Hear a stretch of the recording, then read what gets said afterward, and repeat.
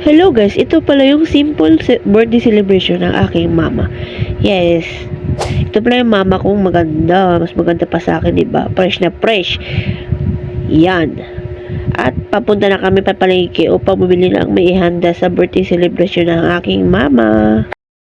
At nandito na kami sa may Alpha Mart upang bumili ng mga ihanda sa birthday ng aking mama. And flexing my mother again. Diba? Ang ganda-ganda ng aking mama. Mas maganda pa sa akin. Diba? Char.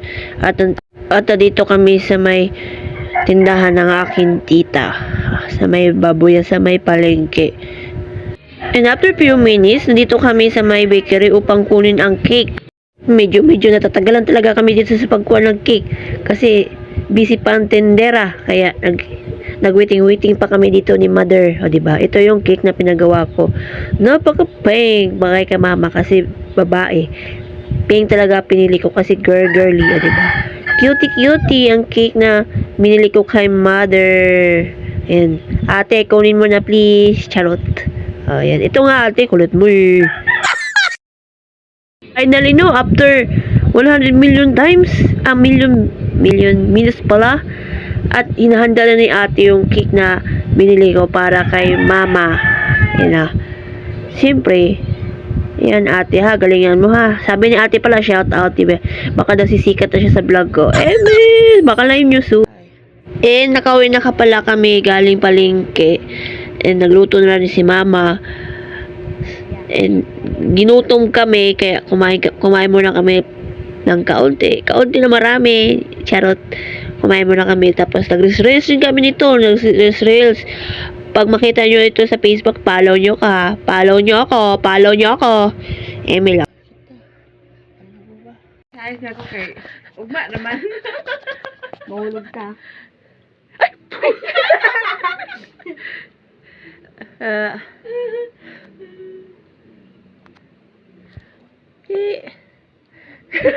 May bunso. Ikaw pa.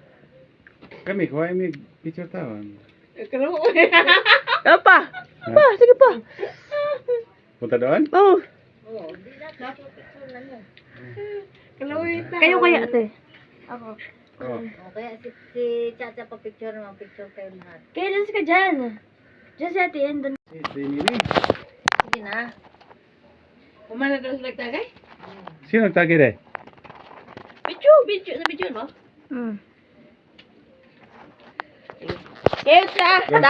Kayo ni mama ta. Doon sa Oo, si... kampanya sila eh. Picturean. Lagyan mo nga Lia. Nagtagay na. Hindi. Ano maganda dyan? Wait lang. Saan si... Ma. Uy, nakasiyaw. Matapon! Oo, sabi kayo, huwag ka mag-ano kayo, kaya matakan na. Isa pa.